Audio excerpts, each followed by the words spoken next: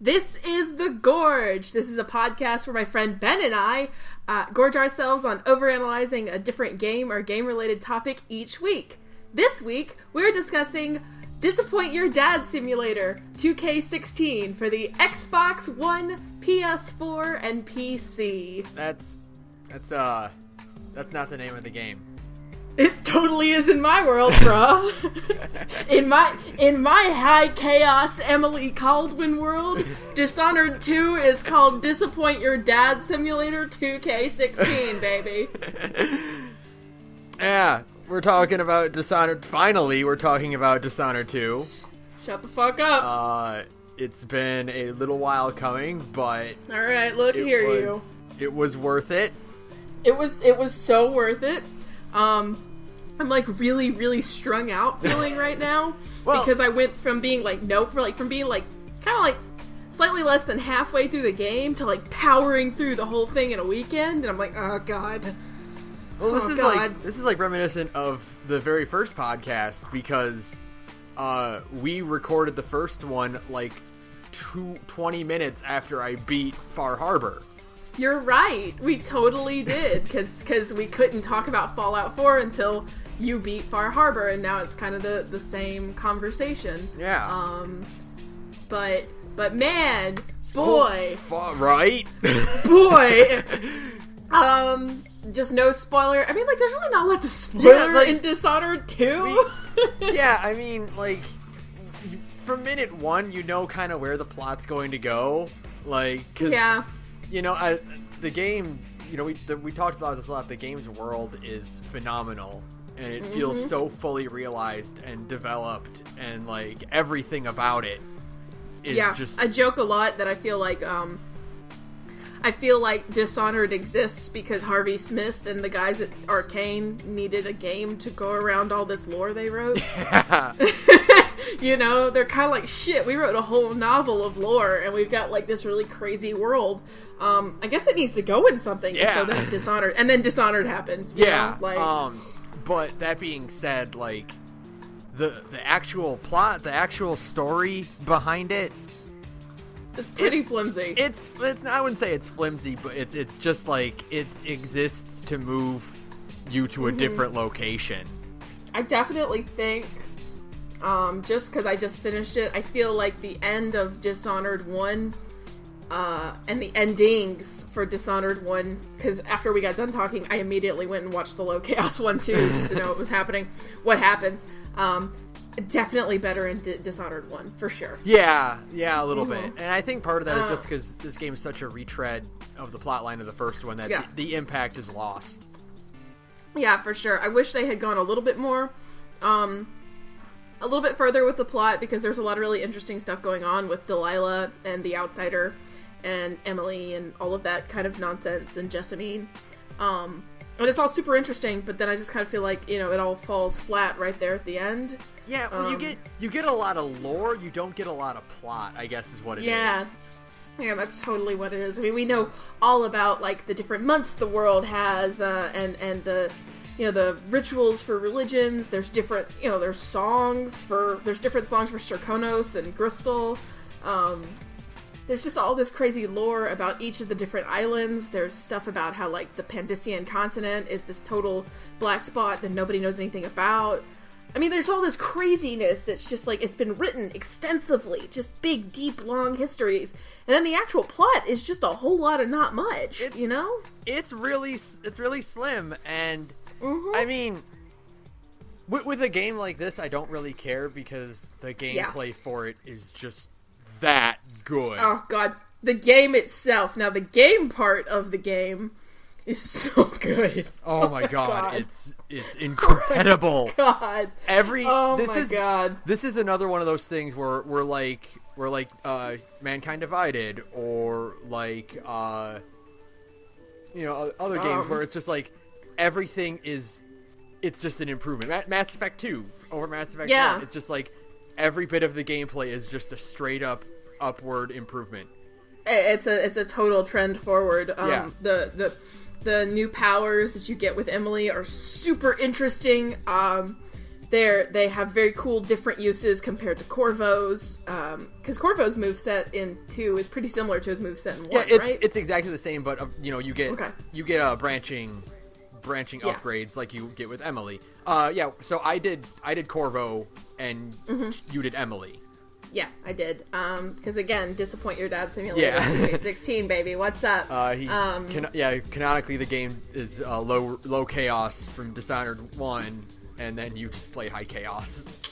It was super good. Listen, I feel like I missed out on something in Dishonored 1 by playing low chaos. I did, because like the ending is not nearly as climactic with the whole standoff with Haverford. Yeah. The standoff with Haverford on the roof of the lighthouse with Emily. Like, that's super, like, really dramatic and climatic, and you're just like, oh my god. And then in Dishonored 1, the game just kind of ends. Yeah, it just kind of peters out. They were like, whoops, we forgot to write a confrontation. Even, Dishonored 2, I think the low chaos ending for Dishonored 2 is actually a little bit more of a climax, depending on which character you picked.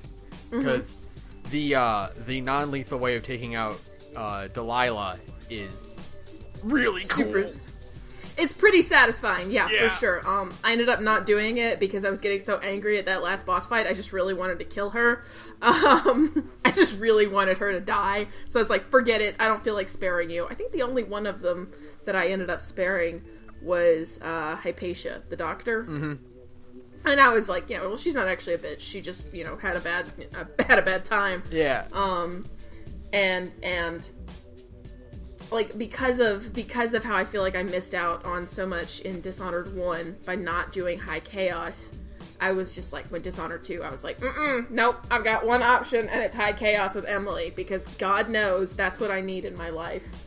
And it was beautiful. Oh, it was so great. Oh, it's beautiful. I mean, there is something very liberating about playing a stealth game as the least... I mean, like, I was still stealthy, but, like, when things went to shit, I was like, well, I guess everybody's gotta die now. Yeah. It's that gif from Hot Fuzz where he's loading the shotgun and going, shame. Yeah. Like, for me, it was the exact opposite, which is, they saw me, better reload my previous quick save. The quick save feature was, holy shit, what a smart invention for stealth games. Yeah. Holy shit, you need the quick save in Dishonored 2, for sure. Just hold down the triggers, and then you'll save, and then when you fuck up, you can just reload it right away. It's that easy, It's just like, oh my god, because, like, there are... I am actually astonished by how many different ways to do a thing in this game that there are. Right? It is tremendous. Like, there were several times where I would, like, okay, how do I approach this? And I would, like, think I have a plan. And you're like, okay, well, I'll do this. I'll take out this guy. I'll take out this guy. I'll chain my knockouts. Like, I'll figure out, what way to do that. And I would try, and I would fail. I'd get caught, or I'd get, I'd mess up my jump or whatever. And then I'd be like, oh, wait, what if I just did that? Oh, it worked. No, that worked. Okay, that was better. And just like the simple things, like when I was talking to you today, when I was going through the Grand Palace, I was trying to get in, and like every time I was getting spotted, and I was like, fuck this. So I actually just decided, out of boredom, to see what was up on the roof, because why not? Surprise, surprise, there's a secret entrance into the house through the roof of the Grand Palace that lets you just slip in, and you jump in through the elevator shaft, and it lets you get in actually really easily. Yeah. And so, like, just that little detail of having all these different ways to do a thing, just to get from point A to point B. You can keep to the ground, or you can use the rat tunnels, you can take to the sky. All of these different ways just make it so much fun to just explore this world. And that really is the mark of a good stealth game, and this is a problem that, like, you would get in kind of a bit in the first Dishonored or in Human Revolution, where it's like, okay, you can do the stealth character, but you have a quarter of the options now. Yeah. Like, oh, you better get attached to your trank gun or your the sleep darts, because that's all you'll get to use. Whereas Dishonored 2, they went out of their way to, like, really make it viable to do stealth, lethal or non-lethal, or just go in guns blazing. Woo-hoo. You know, like Yeah. One of the smartest things they did was make sleep darts more readily available. Yes. Like putting a shop in the map that you can go buy them was great because I had an ability to be like, okay, after I cleared out this area, I can go back to the shop and restock. Mm-hmm. And then it's not like I'm able to go back whenever I want to, but having it kind of there as a checkpoint is really helpful. It's super handy. Just like all of the different, like especially the way they made non-lethal playthroughs more viable, and I do want to try one next. Even though I had a ton of fun killing everybody. It'll be great because, hey, thank you Arcane for giving us probably the best way to do a new game plus ever for a game like this. I'm so excited. Oh, I cannot wait to domino and time stop at the same time. That's so fucking broken. Domino itself is so... And I mean, again, I was complaining...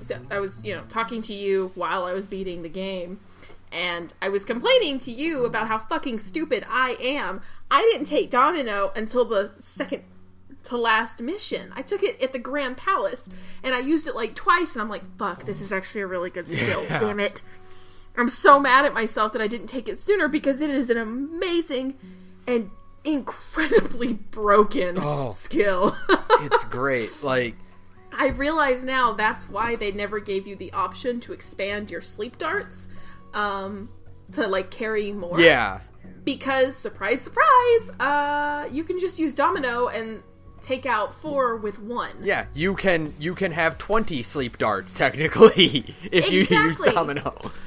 If you're smart, you only have to do it like that, and I'm like, because like, with Time Stop on Corvo, it kind of works the same way. You're not using any sleep darts because you can just stop time, choke a guy out, and then go away. And immediately move on to the next guy and chain it and chain it and chain it. Yeah. And it's like, it's the options. I thought the first game had tons of options to maneuver around, and this game like multiplies it by I know, like so much, where there are so many different approaches to an area. Mm-hmm. Or you can have the option to just completely bypass that area and be like, I'm not going to take out any of these guys. It's not worth the trouble. I'll just stick to these rafters and they'll never see me ever. I mean, just all the different... I always get so frustrated in this game because what always happens inevitably when I play this stupid fucking game, and games like it, is I'll do the kill 'em all way, and then I'll find a way to let me bypass all of that. And I'm like, damn it! I didn't know this was here! Because like I was trying to be like high chaos stealth, and it usually just ended up being like a stalled chaos. Whoops! Toward the end of the game, I was just, because at the end of every mission, they give you the little grid that shows you, like, where you fall. And toward the end of the game, it was just always at the very bottom left of the thing. And I'm like, killed them all, and let God sort out the rest, I really want to go back and replay that last level, though, because it did burn through it kind of fast. I want to snoop around. I want to snoop around some more. Okay, so that's what we can talk about next, is like, fuck, these levels are so big. Fuck, the levels are so good, though. Oh my god. Oh my, but like, I mean, they're like, it's a good thing where, like, every new map you go to, you're like, oh, fuck, how am I have to go all the way over here? Yeah. There's like a million guys in my way. What am I...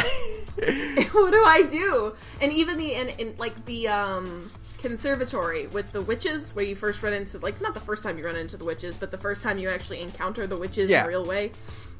That map is actually really small compared to others, but because the witches themselves present such a unique danger, because they can teleport like you, and they can do all this crazy stuff, you have to play it really, really safe, because they have all these crazy supernatural things. And so just crossing a room that has 3 witches in it feels like the scariest thing in the world. It feels like you're trying to get around, like, 6 guards.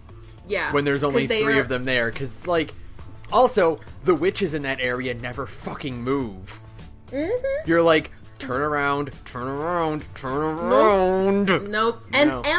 And because they have that bullshit teleporting thing, they hang out in the most rando places. Yeah. you turn around and there's two of them just chilling out on a chandelier like, hey! And you're like, God damn it, reload! You know? Yeah, that time you have to reload because they're going to call all 12 of their buddies and you're like, well, no, I'm not. I can't swing my way out of this one. They're just going to destroy you. I mean, I had one good luck, like, encounter. The one I posted on the Twitter, for one. And then I had another encounter where I came out of, like, you can get to the next level of the... Like, bypassing the stairs, you can get to the next level of the castle by going up through the old dumbwaiter. Like, where they deliver food, you know where the dumbwaiter is. Okay.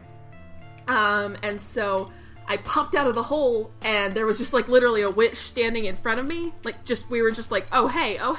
And then, of course, she immediately sounded the alarm. Yep. And I was like, fuck it, I don't feel like redoing this part, and I just, like, rolled out, and it turned into, like, a gunfight, basically, because they can throw those fucking projectile things. Oh. And by the end of it, I was just standing there like, oh my god, because, like, there were, I had killed, like, 5 of them, and it was just the most intense thing ever, because they just kept coming. They just kept coming. And I'm like, go away! Let me kill your boss! It's really great, because, like, every level in this game is like, oh my god, this is the best level in the game. And then you get to the next one, like, oh my god, no, this is the best level in the game. And then, surprise, surprise, the best level in the game is a crack in the slab. Oh yeah, absolutely. 100%. But before that, I want to talk about the Clockwork Manor. Oh, it's so good, right? Dude, I could play an entire game set in the Clockwork Manor. What an amazing, unique challenge. What a cool concept to just make you really kind of remember what each lever does and where you need to go and how to get there and just all of these... Just the fact that the whole building is one giant puzzle clicked together and you're just amazed by it, you know? And you're like, okay, well, this lever raises this room up, but that's not all it does. Like, this is different now, and over here is different, and it's like... Trying to remember what does what, and on top of that, the Clockwork Soldiers are like the greatest addition, I think, to this game is having the challenge of the Clockwork Soldiers, because what is more tense than an enemy that can see both directions? That can see both directions and has like crazy damage resistance. Yeah. Like one shot from the gun does not do it, you know? Really the only tried and true method is to get up above them and jump down, but then what happens when you're in situations where you don't have that? Yeah, or you're in a situation where there's 2 of them. Yeah, oh my god, the final boss fight with Jindosh was the worst. I must have died. I have the best story about that, though. Okay, go ahead. I must have died 100 times, but I love this story. So, okay, I was like kind of at the beginning. Yeah, that's like the 3rd mission or something like that. Yeah, I think it's the second or 3rd. I was thinking I would, like, you know, fate worse than death him. You know, I do the non-lethal ending because why not? That sounds like fun. And the non-lethal endings for Dishonored characters are always pretty horrifying, so it works out, you know? So I was intent on knocking him out while these 2 clockworks are trying to kill me, and he's also trying to kill you with a pistol, and it's bullshit. But I managed to get behind him and knock him out, and, but the clockworks are still coming for me, so I'm like, damn it, I picked him up and I put him down, like, I kind of, like, put him away, like a doll, and then I ran away because one of the clockworks is coming at me, and I turned around and I chucked a grenade at it, and it sailed right past that clockwork and exploded, and I got the little notification saying that Jindosh had been killed. Whoops. And I was just like, well, alright, I guess we're going full lethal with this one, because there's no way I was reloading. Yeah, no, of course not. Because that was, of course, the time I actually managed to kill them, so I was like, nope, I'm not reloading, not in 1,000 years. But it was really funny because it was just such a god damn it moment, you know? Just I'm not very good at this stealth assassin thing, as it turns out. Whoops. I just really, really love all of the kill animations. They're pretty really cool. They're really cool and well choreographed, and just it's all really cool. I don't want to, like, get back to the habit of saying cool a lot, because somebody pointed that out to us, and now I'm like, That's okay. But a lot But a lot of Dishonored 2 is just, like, rule of cool 1000%. Oh, yeah. You know? Like, dude, the reason I do non-lethal in these kinds of games is because I want to feel like Batman. And Dishonored 2 does a real good job of making you feel like Batman. Batman. Like the Dust District? Oh my god! Dude, the Dust District, I've never felt more Batman than waiting for a sandstorm to start and then just super easy picking off like 5 guys. Just dropping down and there's sand everywhere and they don't know you're there, so you're just like, what? You know?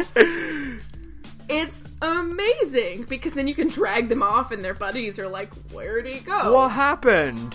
What happened? He's dead. That's the scariest thing ever, is when you realize that guards will notice when guards are missing.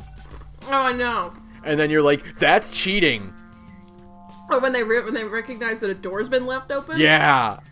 Or when they look up. Mm-hmm. That's ultra cheating. You can't do that. You're not allowed to look up. That's where I hide. I always hide in the up. You can't look up because that's where I am. Like, nobody looks up in Dishonored 1. As long as you're, like, off-ground level, you're fine for 95% of that game. And then Dishonored 2 comes around and, like, people are just looking up at you and you're like, oh, fuck. Hi! No. That's no. What's up? Shit. Now you gotta reload and try it again, because 15 people are after you now. Yeah, fucking shit. And the other thing about Dishonored 1 to Dishonored 2 is that Dishonored 1 had a lot more, like... Dishonored 2 is more vertical. Like, there's a lot more, like, the maps are taller and you can get further up and all that stuff. But if you are inside anywhere, there's nowhere for you to get up off the ground and hide. Yeah. No, that's like the most annoying thing about it is when you're in like the interior of like a manor or something, there's nothing for you to climb. There aren't chandeliers nearby in convenient places. Yeah, there's no like, bookshelves for you to scale, like... Oh my god. And like there was way more in the areas that Dishonored 2 or Dishonored 1 had. Like all of it, like their areas, you could find like little off the ground places. And even in Dishonored 2, when I just have to walk on the street outside because there is nowhere for me to get up, I hate it. It drives me crazy. Because all I did in Dishonored 1 was stay off the ground. I mean, I was never walking on the fucking ground. I was always using pipes and shit. So I played Dishonored 1 with my girlfriend Melissa.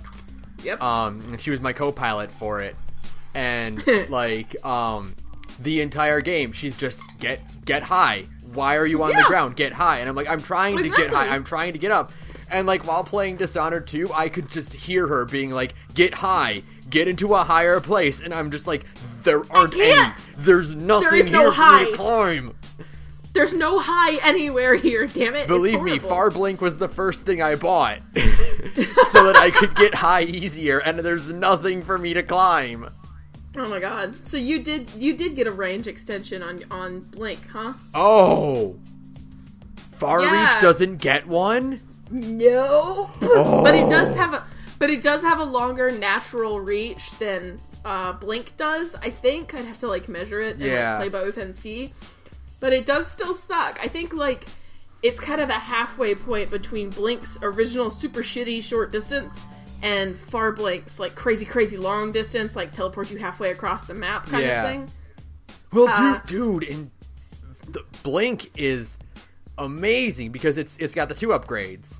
Mm-hmm. No, it's got 3 actually. One of them I didn't even buy because it allows you to basically do the Mass Effect 2 biotic charge into a dude. Oh. But that would interrupt my stealth, so I didn't pick that. But it has the far blink, which, you know, extends you halfway across the map. Yeah. And then it has, when you're blinking and you don't touch the control stick, time has stopped. Oh, wow. So you can just click it and then aim at your leisure.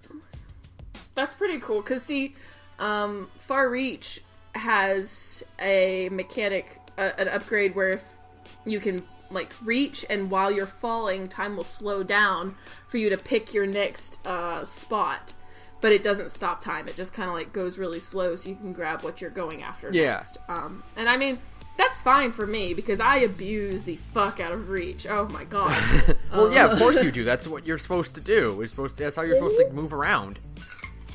And there's a bone charm, by the way, and this is super broken because like the balancing factor for between Blink and Far Reach is that with Blink you literally are blinking from place to place, and Emily's works more like a grappling hook, so she can be seen while she's doing the thing.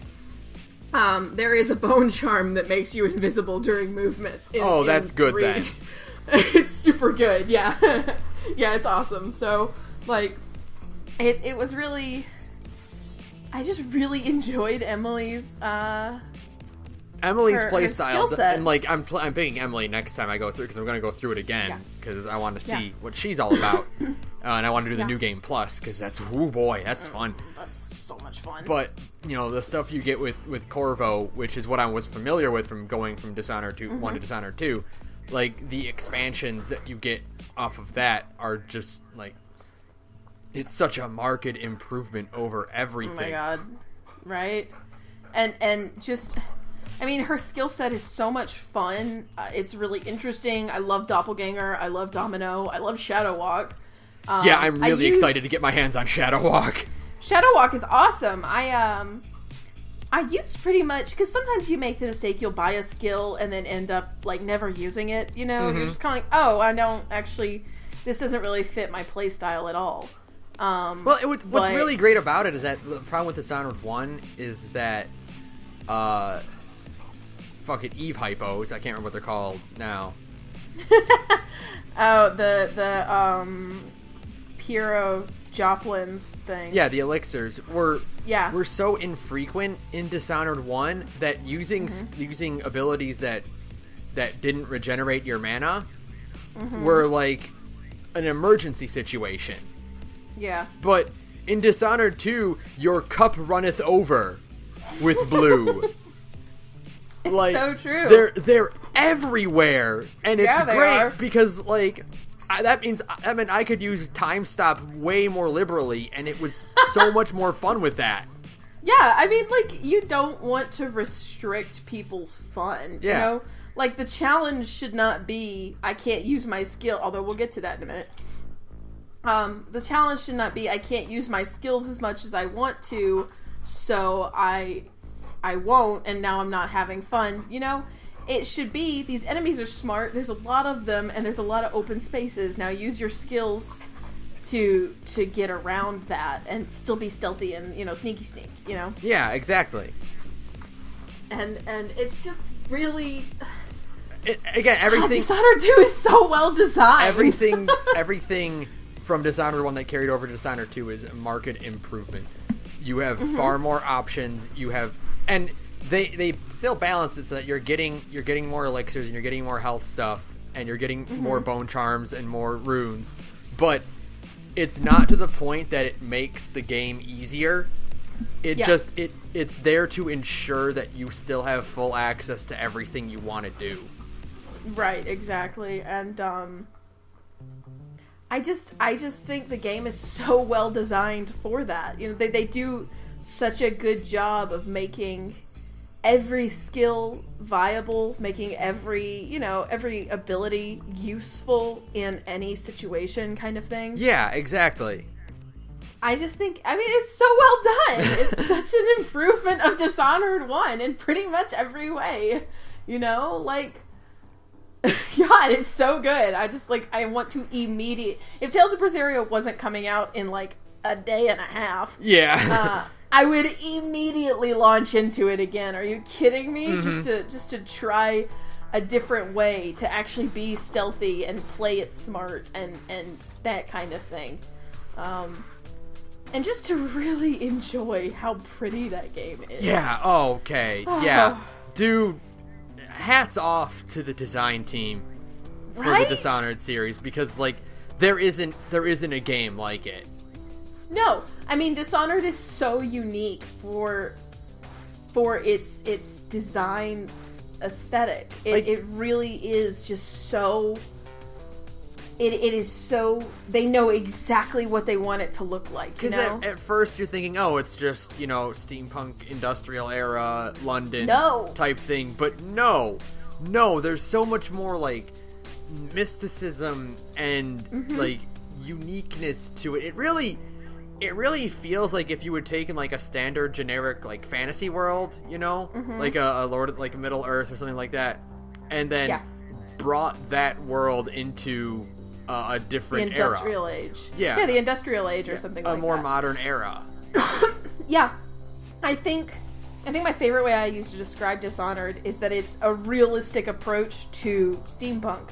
Yeah. Because they go very much off of history. I mean, in history we really did use whale oil to power things, but then they just take it to like another degree of fantastic, where everything is modern. Like, they found a way to replicate, in finger quotes, like modern comforts that we would know, but using technology from the 1800s. Yeah. And they still understand also that, like, that was a really gross time to be alive. Dude, I remember playing Dishonored 1, and, like, one of the first things you do is have to swim through a sewer.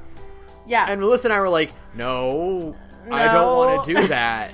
No, it's gross. There's poo in there. It is such a, you know, they actually understand, because again, steampunk makes everything look, you know, that your generic steampunk setting makes everything from that era look like really pretty and clean. Yeah, everything's bronze and copper and shiny. And it has gears and bolts on it, you know, and it's all, you know, like pretty and clean. You don't get the smokestacks and the waste and the garbage in the streets. And Dishonored just goes with it, you know. They're just like, yeah, man, that was a nasty ass time to be alive. Everybody was dirty. Nobody took a bath. Nobody brushed their teeth. You know, everything stunk because they were burning animal oils for power. There was like crazy pollution, kind of, you know, smoke everywhere, and like even the people, this nastiness. Even the people are gross. Like, have you ever like been watching a guard and like, if they're outside, they will pee off the ledge. Yes, and they're just gross looking. Yeah. I mean, nobody's really that attractive. Yeah, that's one of the things I really did appreciate about this is that, like, all of the NPCs in the game, like, none of them are, like, the guys look like fucking gorillas with their giant arms. They all look like these nasty... I mean, you know, even, like, you know, Emily and Corvo in 2 are decisively better looking than the original DH1 model style, for sure. But, like, they're not smoking hot either. No, they're like, you know, they're all right, but tired. They're not. They look tired. Yeah, they all the look. time. They both look completely exhausted. Yeah, and it's like, so it's just really cool, like, to see, like, yeah, this world is gross, and even though it looks really pretty and everything like that, like, you wouldn't want to live here. I don't know. I might want to live in Karnaca. Well, I don't know. It's so pretty. One of the first things they do in Karnaca is you first see it, and it's like it's this beautiful city off in the distance, right? It's absolutely gorgeous. It's this port town, you know. It's shining. It's got the bright gold and the, you know, bronze colors, the copper colors, and all the walls. And then you land in the port, and the first thing you see is a big trail of whale blood and guts being collected in the sewers along, like, the grating along the ground. And it's like, oh, you thought. Yeah, you thought you wanted to live no, here. it still sucks here, too. And then you're, like, wandering around, and you're, like, you hear NPCs be like, oh, yeah, there are blood flies everywhere. And right away you're like, oh, no. I don't like the sound of those things. And they're fucking horrible. Surprise! They're so awful. And you never have enough incendiary bolts to handle all of them. And it's the worst. It's the worst. They're disgusting. They're so gross. Going into, like, a blood fly infested area is, like, vile. It's just the creepy crawliest of all creepy crawly things in any video game ever. They buzz, and you get that sound that's just incessant. And they make those nasty holes in people's body. Oh. No, I don't like it. So gross. I don't like gross. it. And then you find the creepy blood fly, like, zombie Nest people. Keeper. Oh god, those are the worst too, because they whisper at you and they're just creepy, and you're like, no. And like go you away. never think they're there until they're right behind you and screaming at you. I know. Because they sneak up on your ass. It's like, I'm a ninja. How the fuck did you do that? Ugh, horrible. Terrifying. It's the worst. I slaughtered every blood fly I could. They're so creepy, and yet I just think Karnaca has the coolest, just incredible design. The city is beautiful and alive. Of course, and... no, like despite all that, like the city is so fully realized. Every area you go to, like every house has a bathroom, which I know that's a weird thing, but that's super I totally understand what you mean. Like it's little touches like that, and I think one of the first games that I think that really did that well was The Last of Us. Yeah, where you would go into houses and they would be laid out like an actual person's house would be, not the way like a video game would lay out a generic house, like right. And even the stuff you find like on the ground, like the bits of debris and like furniture in the game are just like they really all feel lived in. Yeah, I mean the whole everything in Dishonored 2 just feels like a place you could go. Yeah. It feels like a place people live, and even though because of it's not that kind of game, all the shops are boarded up because you don't need to have a lot of shops because it's not that kind of a game, Yeah. But what you can see of the shops and the design on the signage and the handful of signs you can see are all so unique, and I mean there's just so much thought and effort and research put into the design aesthetic of this world to make it feel like an actual piece of time that you just stepped into. The asset list, the asset folder for this game must be absurd. Enormous. Must be absurd. Yeah. I know, it must be insane. There's so many unique objects in this game that and unique posters and, and I want some of those posters. I want some of that artwork. It's so cool. It's so amazing. I have the art book and I'm just like, it's so Do you have the Dishonored 2 art book? Dishonored 2, yeah, the Dishonored 2 art book. God, I'm so jealous of you right now. What I think they really do a good job of is looking at the concept art for the characters and looking at the actual in-game stuff, is they found a really good way to one-to-one translate what they wanted their concept to be into the game. I think that's kind of not just characters. I mean, that's everything about Dishonored. The environments, the objects, the way your gear looks. Mm-hmm. Like they drew it and they wanted that to be in their game. They didn't want to cut corners. They wanted it to be exactly what the concept art looks like. And I think they did it incredible, because a lot of times you get because we talk about Tales games, for example, a lot of times you get in games like RPGs and stuff like that, Tales especially, you see the concept art and then you get to the actual place and they don't quite match up to the concept art, because it is kind of hard to get that. Art has a very good way of kind of capturing in just a single image the kind of the largesse of an area and the kind of majesty of a city, and then you get to the game and you're just on the ground level and it's just like, it's a city street, it's nothing special. That's like usually the problem I have. Like, I'm not usually interested in environmental concept art for that exact reason, because like, it looks pretty, but I've played the game and I know it doesn't look like that in the game. Yeah. And but like for a game like this, Dishonored, I mean, they do. God, they capture it so perfectly. They crushed it.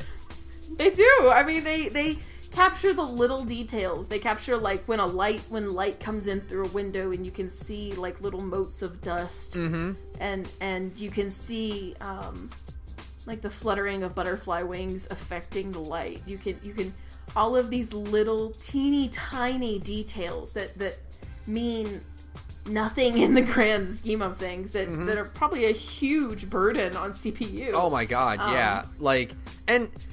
It's the little things like that really make the world feel lived in. And honestly, I think one of the best things about it is the idle dialogue from like the guards and everything. 'Cause, like, you got it in Dishonored 1, of course, but Of course, whiskey and cigars. Whiskey and cigars, and like to me, my favorite, the one like I actually incorporated it into my vernacular is stupid goddamn murder. Like I've heard that one over and over again, and I just love that phrase. But like in this one, they tripled the amount of idle dialogue, and not only that, like it's not just one guy talking. It's like you can listen in on a conversation. Oh, I know, and it's just like. And it's not always plot relevant. Sometimes it is. Yeah. But sometimes it's just really rando conversations that people are having. And you can just kind of stand around and eavesdrop and listen to these people talk. And you get an idea of kind of what the city they live in is like and what their lives are like. You get the one... Did you get the one where it's the guy trying to count how many loaves of bread or whatever... like he has? No. And it's like... There's one where like you hear it a lot. It's like a guy trying to figure out like he has 2... And like he wants to give he wants to give one to his friend, but he's like, but if I do that, how many will I? Or Or did you get the one of the guy trying to do the alphabet, but he doesn't actually know the alphabet? And so he goes elementary. Yeah. Yes, absolutely. Like little things like that really just make the world feel more lived in and make these people feel like actual people. And by doing that, by establishing the fact that, like, regular rando NPCs and, like, kind of normal jobs, you know, they're guards or they're whatever, kind of normal jobs, they're normal NPCs and they don't know how to, like, they don't know their alphabet and they can't do basic math. That just drives home this point that you really are in an 1800s setting. Yeah, like, exactly. It's a real, legitimate 1800s setting. Yeah, the people you hire to guard, the rich nobles are idiots. They don't know. I mean, they don't have the access to know how to read or write. They just don't know because that's the kind of world that we lived in 200 and something years ago. Yeah. And so the Dishonored team went that far to really help kind of establish the time period you're in, because you can kind of, in video games, you can kind of get lost. The actual time period sometimes gets lost, and I think that happens a lot in like in Deus Ex, the 2 newest ones. It's like, oh, I'm in the future, but things are still really, really similar to the present, and you're like, oh. So sometimes you kind of forget that you're actually in the future. I mean, yeah, people are walking around with robot arms and stuff, but it still kind of feels like, oh, well, this is just Prague. You know, it's just Prague. And then you get to Serkonos, and you get an immediate idea that you are actually in this kind of time period that they've dropped you in. Because normal people with normal jobs who are totally normal, likable folks, they don't know how to read and write. Sorry, that's just kind of how things were back then. They've done such a great job of bringing you into this unique world, this world that's not our world, and it's not just our world with magic. It's a completely different, reality with different religions, with different holidays, with different calendars. Man, can we talk about the religions real fast? Because, like, I think one of the most interesting things about the overseers, or the Abbey of the Everyman, as they're called, is I realized I was really thinking about this. They hate the outsider, but they are a religion without a god. Yeah, they're just like an organization that has a belief system, but no higher deity.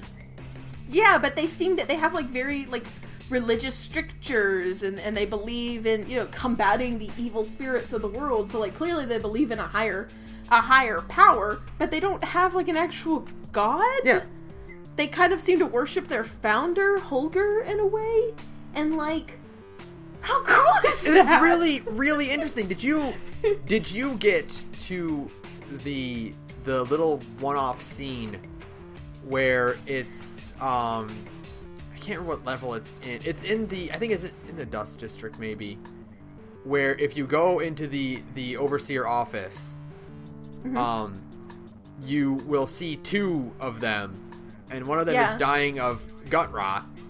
Yeah. I did get that one. Asking for an execution, like that's part of their stricture, like part of their belief system is to grant noble deaths like that. And it was so just... I felt really bad knocking the other guy out. I'll tell you that much. I'll tell you that for free. I'm like, oh, but I gotta go over there. So sorry, buddy. Sorry, sleep tight. Buddy.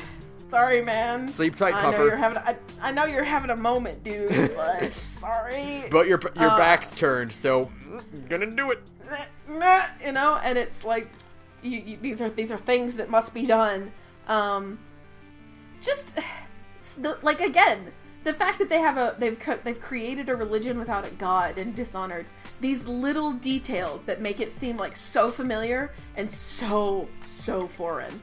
Exactly. That's really it. It's that best combination of like giving you a design, like evoking a familiar concept, but also making it completely foreign to you as well. Yeah, like with those scary fucking whales. Oh. I know, right? They're not friendly. Hey, Bethesda, can you stop putting creepy beached animals in your open world games with teeth? Yeah, like, it's pretty fucking weird. Can you stop? Because I'll never get over the dolphins in Fallout 4. I know. Oh my god. Like, because like the first time, because the thing is, they kind of do a good job in Dishonored 1 of never actually showing you a whale. Yeah. So when they talk about like we're hunting whales, you're like, aw, poor whales, you know, and then they call them like leviathans of the deep, great monsters from the depths of the sea, and you're like, it's a whale. Well, I mean, they just kind of like float around and go, boom. Yeah, but like, you know, back then, of course, they would think that in that time period, they would think that about whales, and you're like, okay, well, you know, that does make sense. And then you see one in Dishonored 2, you're like, kill all of them. No. Kill every single one of them. God does not want these to be around. Oh, actually, the first place you see them, I know you didn't play the story DLC for 1, you should. I know, I'm going to go back to it eventually. And I should finish it, frankly, so, like, you know, I understand. That's actually the first place you see one, like, up close is in the DLC for Dishonored 1. When you go to like a whaling facility and there's like a huge one up kind of hanging from the ceiling and it's suffering and I still felt bad for it, but then when I got up to it, you know, it's still alive and they're draining it of its blood while it's alive and you're like, that's fucked up. And then you get up to it and it's got teeth and you're like, no, oh god, this is the right thing to do. It's horrifying. It's those little things. It's the idea of taking something you know, like whales, and flipping them on your head and just being like, here's whales with huge pointy teeth. And you're like, now it makes sense why their oil glows. Yeah, and the oil having weird properties like that. The fact that it glows and the fact that it can kind of do anything is really interesting. God, I love this game. I could just talk about its lore forever. All right, we gotta talk about cracking the slab. Oh my god. Best level in the game. Best level in the game. Best level in the series. We talked about this a few podcasts ago, where the idea of like stripping you up, like establishing a power set for a character, and then for one area, removing your options, and still giving you a challenge like that, and fucking Cracking the Slab does that in the best way possible. Oh, I can't. I am so awed by that level. You know, because it's just so the amount of work. Dishonored 2, I need to Google this afterwards. They need to have won some kind of award as a game as a whole. They have, like, surely. If they haven't, they super deserve it, because especially for this level alone. Because the amount of effort that went into just that one level is truly boggling. Because there are 4 different versions of that fucking mansion. 4! Like... And they all have to be loaded basically in real time. At the same time, yeah. Because at any point they could change to the other one, and you have to have the eyepiece to see the other one, like to see the opposite time period. And like the amount of effort that must take to make sure that both worlds are running concurrently, that guards are walking around in one, you know, and their pathing isn't breaking when you travel to the other one. Mm-hmm. I'm sure that must have been a nightmare to test. I mean, what a nightmare to just even program out in the first place, and to make sure it all works. To make sure that in one world you don't hit an invisible wall because in another version of reality, that wall has been blocked by, a giant pile of silver dust, Yeah. Like, the testing must have been a nightmare. And the fact I thought, we discovered this because you goaded me into committing murder. I goaded you. You goaded me into it. I was suggested gonna... Uh-huh. And you could have always quick saved and reloaded. But it was so cool. How could I not, Yeah. Because, basically what had happened is that I just got the linchpin is you're getting a code to a room from Aramis Stilton. And so originally I just spared him and I got the code and I left. And then I kind of stopped and I was like, I wonder what happens if you killed Stilton. And then you went, you should find out. And I went, okay. And so then I reloaded my save and went back and bolted through and shanked him, got my code, and then teleported back to the present where in one timeline, the mansion has fallen into ruin because a crazy person has lived there for 3 years. And then I blinked back and immediately realized things had changed, and not just in a little way either. Because when you're standing, so if you go from the original timeline where the place is in total ruin, right? Mm-hmm. You blink back into the past, and Stilton is there. You kill Stilton, but because nothing has changed, it's just kind of collapsed in on itself in 3 years. Some of the stuff that's on that back veranda is still the same. The chairs are still in the same places. It's just they've fallen over or stuff like that. But when I blinked back from one to the other, immediately you could tell things are different. The bloodfly nests are gone. There's different furniture. There's an oil palette, oil painting palette and easel. All these little things, and you just immediately realize I just changed the past. Yeah, you in a massive, massive way. Massive way. Amazing. Oh god, it's so cool. Navigating that level is amazing because again, you're sort of everything you've gotten used to. All you blink, far reach, all of that is now gone. You only have the timepiece, and you're just swapping back and forth, and you're trying to navigate through areas without your maneuverability that you once had. And you don't have dark vision, which is the worst to me. Oh my god. And the place is, packed to the brim with guards. It's super claustrophobic, and there are guards everywhere, and there's no good place to put them. And there's nowhere to hide. There's not really, really good places to hide. You can, kind of hide behind a wall, but it's not great. Yeah. You're constantly on the move. There's no good place to camp out for the time. You just have to switch back to the present, which is fine because the present is, except for the blood flies in one area, a pretty safe place. But the present has you blocked off from certain things. Things are collapsing. You can't navigate in the present that well. Yeah. So you have to swap back and forth.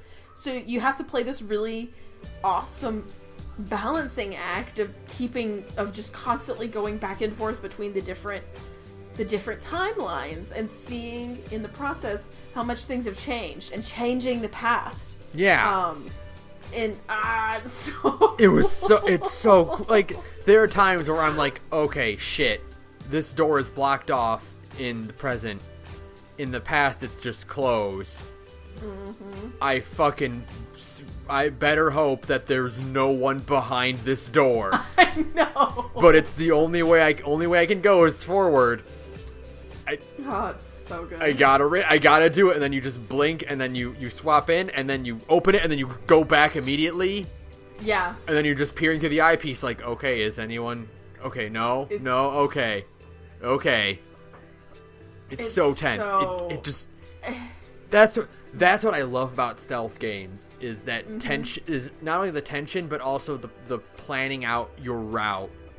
Yeah, I love the tension of stealth games. I love the kind of edge of your seat, act on instinct when something goes wrong. The best part about playing a lethal playthrough especially is when things go wrong, you can kind of just act on instinct and instead of reloading, you just go fuck it, draw the sword, kill him fast,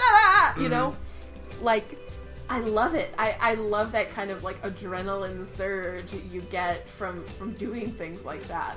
It's so satisfying when things work out really well too, and just that level is so astonishing. It is without a doubt the best level in the game, and I would play entire DLC packs that were just that gimmick and the Jindosh's Manor. Jindosh.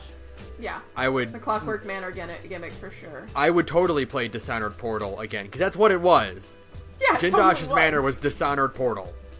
Yeah, it was. Jindosh's Manor and Stilton's back and forth in time thing are just basically like little Portal-style gimmicky things where you're just solving puzzles with the environment, which is the coolest idea in the entire world, and executed so brilliantly. And again, both of those areas are perfect examples of Arcane's incredible design sense. Yeah, exactly. They're so good at what they do, and like the best thing about it is when you first get into a new area and you're like, fuck, this place is huge. How am I going to get used to, like, how am I supposed to navigate this area when I have guards breathing down my neck at every corner, when my maneuverability is limited because I don't want to be seen, and then as you traverse through it, you almost immediately pick up on where everything... They did such a good job of creating landmarks for you to immediately identify where you are. So that by the time, like, and that's so smart, because by the end of the mission, usually you have to go back through the map to leave. And so they've done a really good job of, especially if you did bone charm hunting and rune hunting, you have a really good idea of where everything is. And so they just did an incredible job of making you very, very aware of the map, so that when the time comes to go back to Megan, you know exactly where you need to go. Yeah, it's a lot easier going back. And even going back, sometimes you're like, oh shit, I forgot that I didn't clear out this part. Or like, I just skipped past this. Yeah. Or like, when you make a drop and then realize that you can't actually blink or far reach back up to where you dropped from, and you're like, oh shit, now I gotta find a different route. Or when you make a drop and you thought the room was empty, and surprise, no, the room it's not. isn't empty. Whoops. Just those little things like that are so... I mean, it means the game always stays engaging. Yeah. And you're never bored. I mean, you're never bored in Dishonored. There's never like a down period where you're not doing anything. It's just such smart game making, you know? That's really it. It's like the people who, like, the staff behind this game are just smart, and they're clever about everything they do. And they are very smart people for pretty much every single thing in the game, between the art and the design and the world building, the actual level design itself. It's a bunch of smart people working at Arcane. Giving you two protagonists to play as and making their gameplay different. And then also, not only that, but now having to design worlds that you can traverse with either of their powers or with no of their powers. That is the smartest thing. And I really, now that I've beaten the game, I know for a fact, not only could I do a no powers run, I want to do a no powers run. Because it would be super hard. But it would be amazing. What I would do is, when I was playing it, I would like look at an area and I would be like, okay, well, this is how I'm doing it. How in the hell would somebody doing no powers? How would I get here without my abilities? And that's always like a good measure to keep up with, where like, how do I get here? Well, there has to be at least a way for me to get here without my powers. Because what if you're out of mana? Yeah. You know? Or what if you pick that option? You're like, okay, well, how would I get here without powers? That means there has to be a way for me to get here with powers. Exactly. I mean, it's so smart. That's such smart game design. Now with no powers, you are cutting yourself off from optional areas that I could see. Yeah. Oh yeah. Like no powers is absolutely like a second playthrough thing, because you would miss out on so much that you just simply cannot get to. like Although, all the plot relevant stuff has to be traversable can be without powers.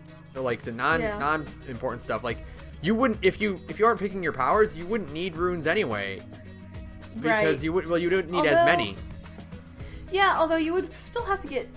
I don't know how that would work. You would still have to have the heart because it's plot important, and you would still have to have runes to upgrade your non-powers. Yeah, you can still get runes and bone charms, but you wouldn't need as many as a result. Like you would only need half of your runes now because you don't have any powers. Yeah, and I mean, like, I really do want to give a no powers run a try because I think that would be a really interesting challenge, but totally doable. Because there's a handful of areas that are completely inaccessible if you don't have them, but not many. I mean, most of the runes can be obtained without them. I'd really, really like to give it a try. It'd be hard as shit, but I think it'd be really interesting. It'd be really interesting. But super, super hard. I need to like remind that because, like, oh my god, the game is already pretty damn hard. Yeah, this game is tough. Like, and it's super, super fun though. Oh, it's so great. And like, they did such a great job of making every level feel unique without including a gimmick in every level, like the timepiece. Because like, if every level had a sort of mechanic like that, the timepiece would not be nearly as effective and like impactful as it was.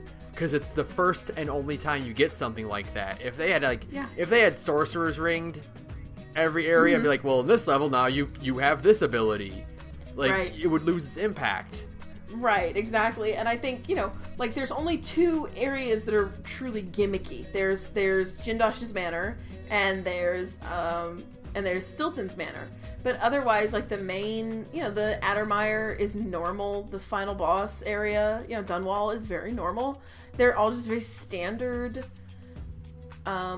stealth levels, open world stealth levels with no true gimmick. It's just like, hey, use your brain to get through these. And so then when you do get the two gimmicky levels, they feel really special. And they feel very interesting and fun. They are the most memorable parts of the game.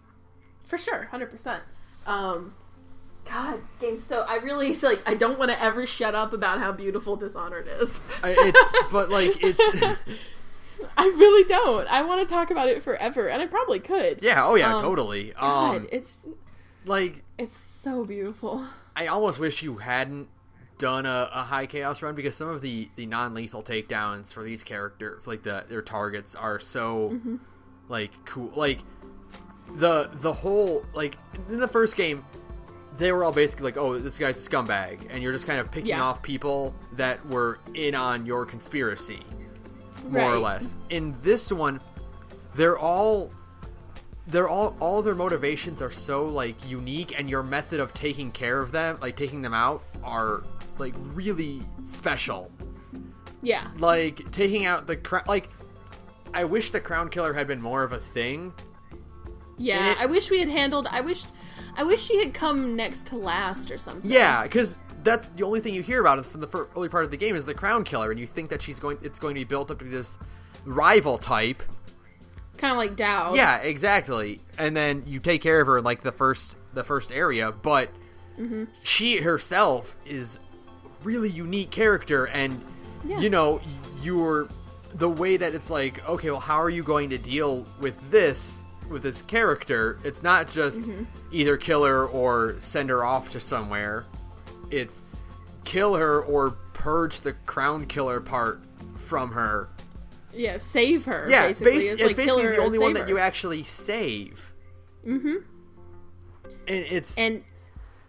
you don't. I did save her. Yeah, I did, because I felt bad for her. And I was still kind of juggling, like, how high chaos I wanted to go.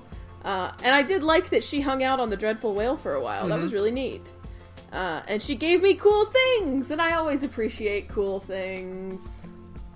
But, like, some of the other ones are really, like, what you do to Jindosh is, like, oh.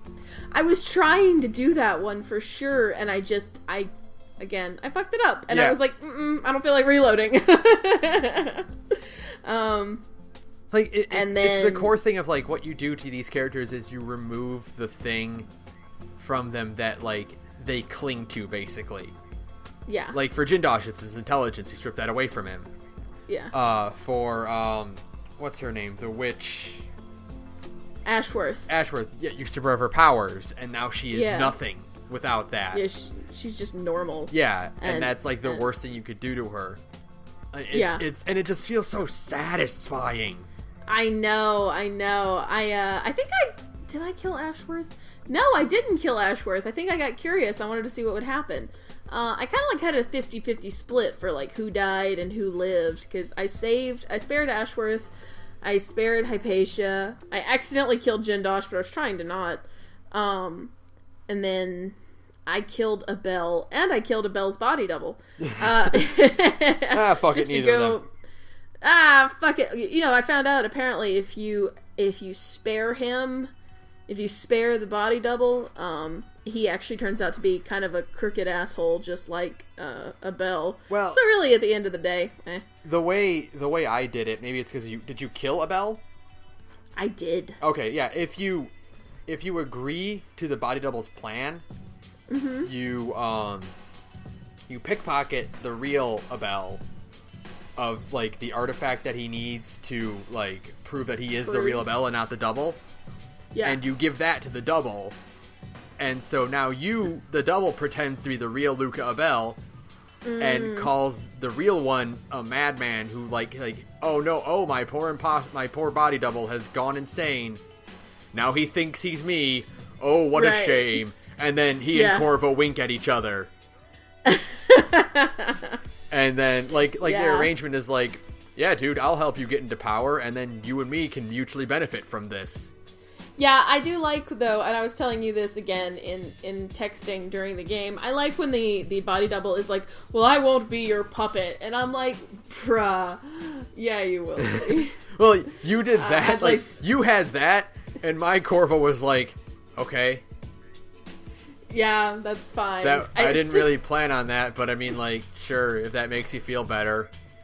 That makes you feel better. Yeah, it's like... I snuck into your stupid fucking castle, dude, and if I wanted to, I could literally shove this sword so far up your ass it would come out of your mouth. And you want to be like, I'm not going to be your puppet. Yeah, you are. I'd like to see you try and stop me. Like, in my world, Emily Caldwin is, like you said, fuck it, violence is the only thing these people will understand, you know? Because it's like... bunch of assholes. Yeah, fuck it. And, you know, it's great stress relief. Like, the best stress relief to just play that game and be the all-powerful bitch. Oh, yeah. I cannot wait until my second playthrough where I just have access to everything, and it is just the best feeling ever. It's the best feeling. And I can't wait to do a low chaos playthrough, because I do want to be a little bit sneaky. And explore the areas a little bit more. Because, again, I was kind of burning through it this weekend. Because I was like, I have to finish this for this podcast. Oh, my God.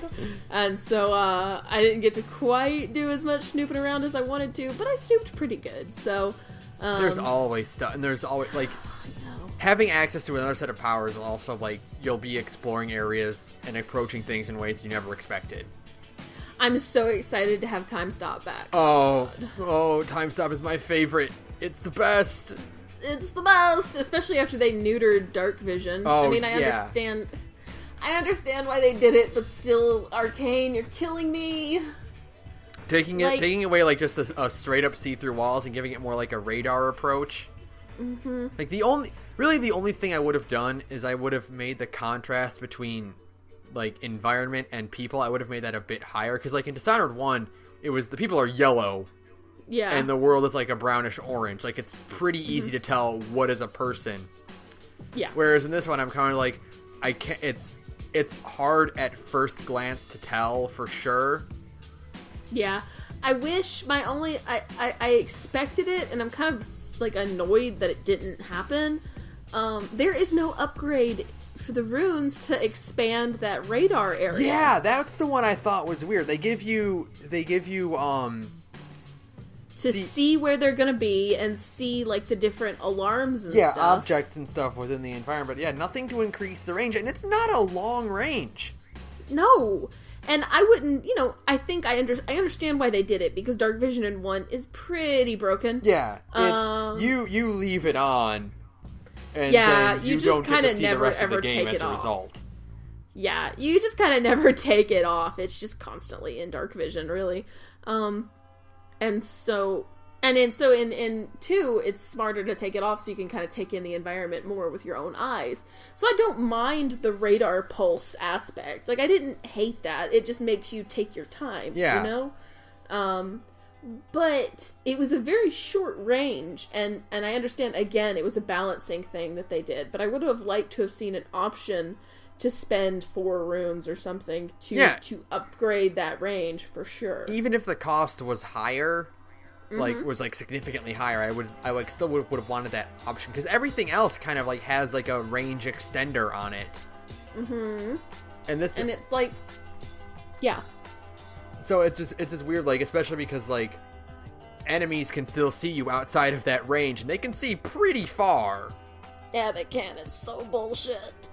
That's really the hardest thing about it, is all the different balancing issues they fixed for Dishonored 2.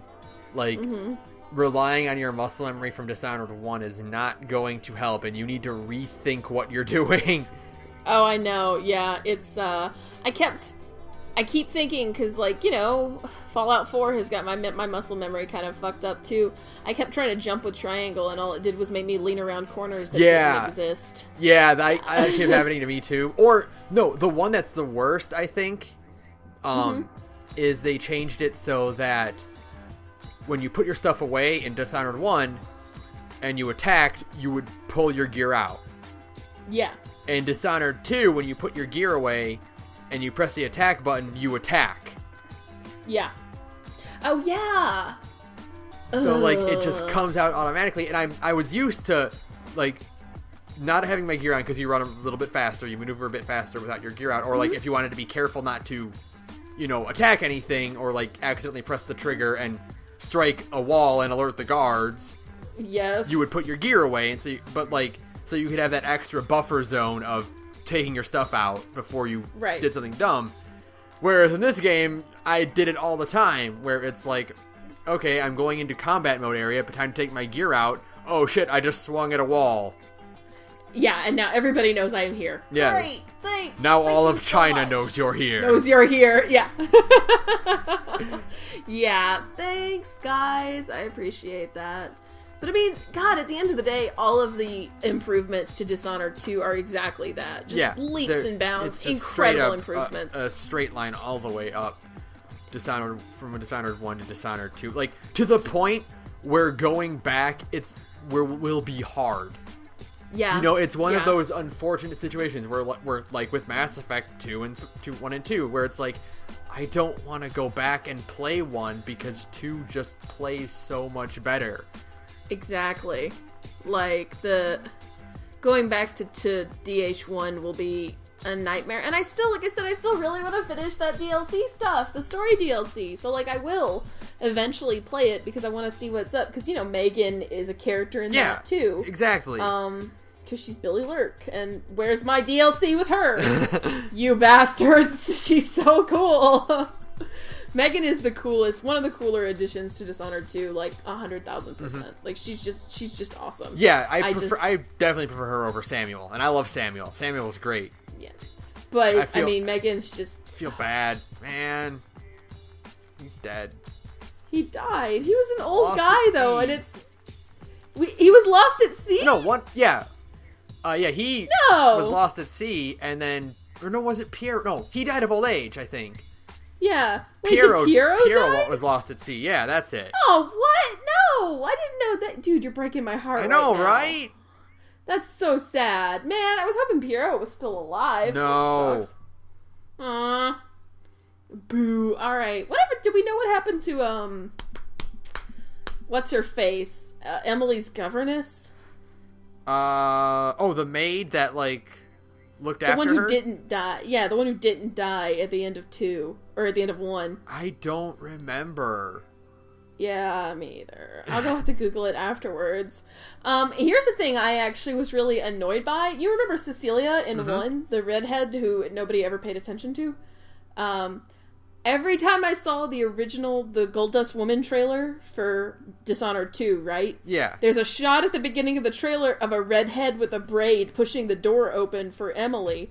And I was like, oh, Cecilia joined the guard! That's awesome! No, it's not Cecilia. It's just some rando. Yeah. And I was so sad by that. I really wanted it to be. I mean, I know that redhead dies, so, yeah, you know. I guess but it's okay. I wanted Cecilia to come back, But, you like, know? it's one of those things where, like, were we supposed to know, like, who that woman was? Yeah. Like, was that in, like, a DLC thing, or, like, a comic? Yeah, or a book or something, like an art book, where, like, were we supposed to, like, care that she died? I know you? Yeah. Because I didn't. No. Yeah, it was supposed to be, like, a moment, and I was not having that moment at all. I was just kind of like, because if it had been Cecilia, I would have been like, oh no, you came so far and now you're dead. I would have like been really, really beaten up about that, and I would have definitely wanted to kill a lot more people as a result. But it's just and just really fuck up Delilah. Yeah, it's just a guard lady. Okay, it's just a rando guard lady. Oh, okay, I guess that works. Yeah. Sure. I also like. I'm surprised that Emily's boyfriend, girlfriend. It's never clear. Do they never? They're never referred to as by a gender. Wyman. Are we sure? Harvey, I thought they. No, Harvey Smith clarified that they're never referred to as a gender, and they made it ambiguous so that you could decide whichever one you wanted it to be. Man, but I wanted to see them. I know, like I was so expecting them to show up as like a character late in the game that would judge, you know, what Corvo or Emily did. Yeah, or like betray you. I was totally expecting Wyman to be like a traitor, you know? Yeah. Like toward the end of the game, be like, I sold you out to Delilah. Bahaha. You know, like the standard love interest asshole character. Yeah. Instead, they're just kind of like a nothing character. Just, like, why add them at all? Yeah, they're just, they appear in a few notes, and Emily is apparently in a relationship, and Corvo never has anything to say about it. So, like, I guess... like, all of Wyman's notes to Emily are like really, really romantic. They are and, super romantic. And it's like, are they super serious? Why didn't like you would think Emily would mention Wyman like at least like in an incidental dialogue or like after reading, because you get a note from Wyman if you're on the boat like later on in the game if you're playing as Emily. You get a note from Wyman. And it's like, you know, it's another like, I just want to hold you in my arms, and I can't believe all of this is separating us, and da-da-da-da-da. And Emily makes no comment. I'm like, are you gonna say something? You'd be like, oh, Wyman, I miss you too. Like give me, throw me a fucking bone here. I don't know which one I would prefer if, like, she felt the same about them, or if she straight up did not care about this person who's pouring their heart out. I honestly want it to be like Wyman is way, way more enthusiastic about the relationship than Emily is. You know what I mean? Yeah. like I want it to be way more like one-sided. You know, Emily's just at that age where she only has one thing on her mind: boys, homicide. Like, that's what I want from this game. I want Emily Caldwin to be single-mindedly intent on murder. Well, you know what's really interesting? I love that, like, this game establishes early on that Emily has no interest in actually ruling anything, and it's played off, like, you see it all the time, like, it's played off as, like, you know, oh, the royal wants to be the adventurer, and he wants to go, they want to go out and fight the dragon, they don't want to sit here and sit through boring politics and all that. Mm-hmm. And this game introduces Emily as that character. They make her the protagonist, so of course you're like, okay, yeah, I understand, like, you don't want to sit through your boring meetings. And then you get to Karnaca, and it's like, hey, Karnaca's a shithole. Why? Because Emily doesn't pay attention. Right, yeah, and I think it's, again, I think part of that's why I 100% think the game is, and we were talking about this the other night again, the game is about Emily. I mean, like, Corvo is the secondary main character. Emily, like, Emily is without a doubt the protagonist of Dishonored 2. And she is, like, who you should play. And I know Yeah. you were waiting to play as Emily with Melissa, so, you know, not a big deal. But, like, if you are going to play Dishonored 2 for the first time, play it as Emily. Yeah, exactly. Like, playing as Corvo is, like, they added him in afterward to be like, yeah, well, you can also play as Corvo, and you can do all the cool stuff that he does, too. Yeah, and even though, I mean, like, Corvo doesn't have any new abilities. He just has his old ones. Yeah, like, exactly. They're all recycled abilities. And it's basically just like, do you want to play Dishonored 2 the way you played Dishonored 1? Well, then pick Corvo. Mm-hmm. Right. And so, but, like, the theming is all about Emily. Yeah. The kind of this idea of you did not want to be queen or empress, and this is what happened. And so, like, the whole idea is that this journey through Karnaca is Emily realizing, oh, my laziness and my inattentiveness as empress is what caused my downfall. So I'm going to go back to Dunwall, kick Delilah's ass, take my throne back, and do it right this time. So it's all about, like, second chances and stuff like that. And, exactly. And it's so good. And it's, I was telling you the fact that, like, Abel plays as a really good foil to Emily, because it's the same idea of somebody who, you know, the parent was the good ruler, the special ruler who saved, you know, the empire / Karnaca, from ruin, and, because, you know, Abel's dad is a very, like, stand-up guy, and, you know, that stuff, and then they die, and the kid kind of fucks up that legacy, so that's kind of what's going on with Emily, too. It's like, well, your mother died, so now it all falls on you, what are you going to do with that legacy, and how are you going to treat it, and, you know, how are you going to rule? Exactly, and that's like where the story, like, really, really shines, is creating that setting of, yeah, because you want to root for the adventurer character, and then they're like, no, you fucked it up. Mm-hmm. Look at how badly you fucked it up, and, like, it kind of gut punches you, like, oh shit, this is on me. Yeah. It's awesome. It's really effective. It's so effective, and it's so... And again, it's because they make this world feel so realized. Mm-hmm. You really feel for, like, the people who are kind of stuck living in Serkonos, because it's like, boy, your life sucks. Oh boy, it's my fault. Boy, it's real bad in Serkonos. Oh. Yeah. You have to deal with things called blood flies. And gangs called howlers with horrible hallucinogenic drugs that they use to make people freak out. What did you do, by the way? Did you take out Burn or did you take out Paulo? I did neither. Oh. I went the neutral route, and I invaded both their territories, and I got the necessary password, and then... Oh! Yeah. And then I just left. See, I kind of want to do the option where I take both of them out and see what happens.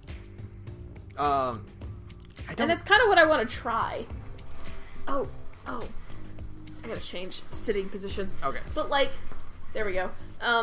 Yeah, I really want to see what happens, because there is a non-lethal way to take out Paulo and Burn, by sending them to work in the mines. Yeah. But, that's a lot of work. I knocked Burn out, but I didn't, like, dispose of him. Okay, you didn't take him to Paulo. Yeah, I just knocked him out, and then I got what I needed, and then I bailed. Yeah, that's smart. Yeah. Let me think. The other thing I wanted to ask is what was Dunwall like for you at the end? Because I want to know if that changes based on, because, like, the last level of Dishonored 1's kind of atmosphere changes if you're high or low chaos. My Dunwall was I don't think it changes. Like, there were dead guards everywhere when I got back to Dunwall, and there were petrified people everywhere. Oh, okay. And it was a real shit show. There were petrified people everywhere. Yeah. You didn't see statues? No. Delilah? No! Like, yeah, there were statues all around. Not in mine. You might have missed them, because, like, again, your player here doesn't comment on them. Was it only in the, throne room? No, I think there were others around. No! No, you killed, what's his name? The first guy that you're supposed to dispose of in the very first level. Yeah. You killed him. Yeah. If you don't, he's petrified. Oh, okay. That's kind of neat. Yeah. Oh, wow, that's cool. Yeah, I want to, like... Because, like, I want to see what all the different changes in, like, the atmosphere and stuff like that are. And because, you know, in 1, the higher chaos you got, the more rats there were, the more plague victims there were. And Guards I want to see everywhere. kind of... And I'm sure, I know that you missed out on stuff. Because, did I? If you do high chaos, there are more guards and there are less citizens. Yeah. So... Okay. There are events, like mini events that you missed, like bands playing or like partiers or stuff like that. Okay. That you missed because they were replaced with more guards. Right. Okay. See, that's the kind of thing I love seeing. That I love that Dishonored does that. I know it's a small touch and it's kind of gimmicky in its own way, but I love it. It's a cool gimmick. It's a what you do kind of reflects back on you, and it's a cool way to handle the choice mechanic that some games shove down your throat. Yeah, well, that's the thing I really love about this is that, like, the choice mechanic in this game does it the right way, which is you only see the effects of what you do. You're never actually given the prompt to pick it. It's like, the game changes based on how you play. Yeah. But it's not in the way that most games do it, where it's like, will you pick the red option or the blue option? Yeah. It's oh, well, did you knock out a lot of guards? Well, then there won't be as many. Did you kill a lot of them? They're gonna know that people are being murdered, and they're going to get more guards. Yeah, exactly. And that's such a better way to handle the choice mechanic in games than just like you said, press the red or press the blue button. It gets boring after a while because especially it just feels like nothing is changing that way. You're just kind of like it feels unlocking a route. Yeah, it feels more like you're just entering a new state than you are like actually seeing the world like being manipulated by your actions. Yeah, exactly. So basically, I love Dishonored. Oh my god. I love Dishonored so much. I love everything about Dishonored. I love it's probably one of the best stealth games I've ever played.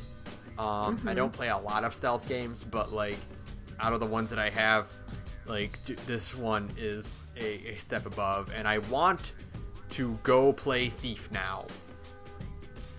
Like I want to see what Thief is like. If Dishonored is like, if this is Dishonored and this is what they're capable of, I want to go see what Thief is like, because I heard the newest one kind of sucks. I also want to hear more of Stephen Russell's voice. I love Stephen Russell's voice. It's so good. Casting someone as Corvo was the smartest thing they've ever done for this game. Like finally giving Corvo a voice. Yeah. Putting another franchise silent protagonist to death is a great thing. The less silent protagonists we have this day and age, the better. The better. Kill them all. Let God sort out the rest. Just get rid of all of the silent protagonists, please, because it's never a good idea. It never works out. Yeah. You're always like, why aren't you saying something about the fact that these people are being assholes, you know? Jack was only good when he got a voice. Yeah, it's true. Like, he actually got to be a character then. You know, you actually get to have your protagonist be a character instead of just like a pair of hands in a first-person mode, you know? Now, that being said, Link should never talk, and if he does talk in Breath of the Wild, I'll be like, ew. I'm so on the fence about it. Like, I kind of want him to talk, just to see what happens. I've decided that I don't want him to say a word, but I also want people to subtly acknowledge that he doesn't say a word. That would be interesting. I want him to be mute. Yeah, I want him to be, like, canonically mute. Yeah. Like, he just doesn't speak. Like, not that, you know, he just doesn't have a voice. Not that he says words and we can't hear them. It's that he just doesn't talk. Right. That would be interesting. But we'll see with Breath of the Wild. That's coming. That's 2 months. Wow, really? Yeah. Wow. Video games are happening. Too many video games are happening too much. Yeah. I don't have enough time or money for this shit, people. This month is going to kick the podcast's ass. This month is the worst because Extella happened, and I still haven't played it. No, we need to play Extella because we're doing a Fate cast. You're right, and Berseria comes out. Yeah. Kingdom Hearts comes out for you. Yeah. Resident Evil 7, Berseria, and Kingdom Hearts all come out on the same day. And we're doing podcasts about all three of those things. All of them. That's the worst.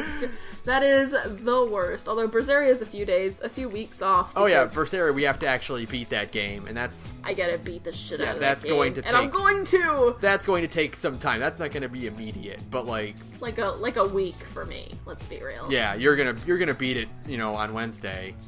And then I will spend 2 months trying to beat it. Sarah, how did you get 70 hours in this game when you've only had it for 2 days? I do time travel. That's not possible. That's how Fallout 4 ruined my life. I lost so much weight playing Fallout 4. Do you ever look at like your time for a game and then calculate how many days of your life are spent playing that game? See, that's what's obnoxious is that Fallout 4 does that for me. Yeah, it has a day counter because it has a day counter. They know. They're like, you've spent 32 days on this game alone. You've spent a month on Fallout 4, and that's not counting your other players, like your other characters. That's just counting the one. It's like in an anime when the protagonist gets a power up and they're like, you've just cut off a year of your lifespan. Yes, that's totally what it is. It's like the bat. It's like that part in The Princess Bride. I've just drained a year off of your life. Which is always like the most bullshit thing ever. Because like, what does that even mean? Whatever. What does that even? What, he's gonna get a heart attack sooner now? Yeah, like, how does that work? I don't understand the math behind it, and I wish somebody would tell me. I guess I understand it kind of, considering, like I said, I lost like 10 pounds playing Fallout 4 because I just like was not. I'd come home and literally eat like a handful of peanuts and like a granola bar. And that is it. And then I'd play Fallout 4. And I can't imagine that's good for your body. Probably but not. I'm like, I don't want to cook. I just want to eat something fast and play this game. You don't understand.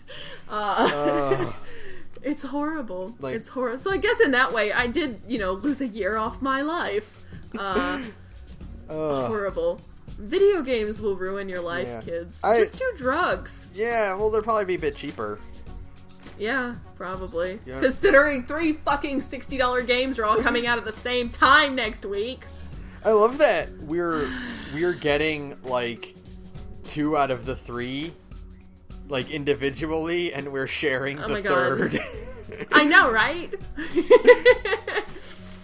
Like, we have to, because I cannot justify spending $120 on video games in a week. I just can't do it. No. I'm a grown-up with rent. Like, getting one game is... The fact that I want to buy Extella and Berseria in the same week is like a betrayal of everything I stand for. Because I'm like, that's $100 on video games in a month. Because Extella isn't a full-price title, thank God for that, at least. $40, but still, I mean, I'm not made out of money here, people. Video games I gotta pay expensive. rent. Video games are expensive, and I'm just one person. But I don't have a life. All I do is talk about video games and play video games, so it works out. So it works out nicely, but like still I could do without the 8-hour workday I have to go through, and I could just go home and play more video games. Mm-hmm. Can't I just... We should... Hey! You should put money in a Patreon, and then we could just do this all the time. Yeah, if you like us talking about video games, and hey, if you want to see us play video games, or if you want to hear talk about video games more often, let us know, and we'll set up a Patreon, and we'll set up a streaming thing, and it'll be great. We're not going to get any money from a Patreon. No, we're That's not okay. Gonna do that. That's fine. We'll pitch this again when we have more subscribers. Yeah, right now that's just not happening. But that's fine, that's fine, because this is my weekly excuse to just rant about video games and how much I love Dishonored. Oh, speaking of Fallout, like, hey, Bethesda, get Arcane to make a open world Fallout stealth game. Oh it doesn't my God, even have can to we be. please? It doesn't even have to be a full-fledged like Fallout thing.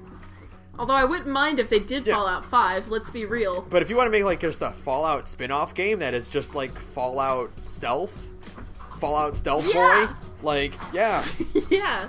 I'll, Do it. I'll play that game. I'll play that game all the way to the bank. I will play that game like 5 fucking times and never once complain because I have played a lot of Fallout 4, but I don't think Fallout 4 is a great Fallout game, and I think Arcane could do a lot better work, and I think the only problem that would come from that is that we'd never see Harvey Smith again. Harvey Smith, do you want to write the lore for this crazy, crazy pre-existing franchise? We need you to invent Fallout lore, and he's just like, his like hands are shaking. He's like, oh no. It's the too change much is happening! It's too much power! I can't contain it! And then, Harvey Smith was never heard from again. That's probably the only problem that would arise from a Fallout Arcane game. Although, I mean, I'm willing to make that sacrifice. I'm sorry, Harvey Smith. I'll kill Harvey Smith for a Fallout stealth game. Don't say that! Harvey Smith, I won't really kill you. Oh, that man is a gift. You're a great man, and I love your Twitter him. account. It's a beautiful Twitter account. He's a wonderful man, and we have a Twitter account. Yeah, we do. So, is that everything? I think that's about everything for Dishonored. They're not long games. They're not long games, but they are super fun. They're so good, and I don't want to just turn this into the Sara is obsessed with the Dishonored aesthetic cast. But you are. But I could. I could. One day I'll just put out. One day you'll come to the SoundCloud account, and there's just going to be like another Dishonored 2 cast. It's just you. And it's just me talking for 2.5 hours about why Dishonored 2's aesthetic is so perfect. And it's gonna have like -5 listens. Like, people will actively be trying to remove it from the internet because that's too fucking nerdy. But fuck all of you people. The game is beautiful and flawless, and at least in the way it looks. Yeah. It's so beautiful. It's so good. So if you wanna email us about how beautiful Dishonored 2 is, you can send it to thegorgepodcast@gmail.com. You can also follow us on Twitter at @thegorgepodcast. Next week, or not next week, we're taking a break next week, so that we can play JRPGs forever. But then the week after that, I'm super excited. What is it? I get to talk to you about Kingdom Hearts. No. So why did I agree to this? This will be the most self-indulgent Gorge ever, because I am going to make Sara ask me questions about Kingdom Hearts, and what have I done? I'm going to explain the lore of Kingdom Hearts to her. Mom, save me! So I'm super, super excited to do that. Someone help me! Oh, I can't wait. It'll be great. It'll be the best ever. No. Oh God. Okay. Special thanks to Broke for Free for use of our background music. Link to his work in the description. Yeah.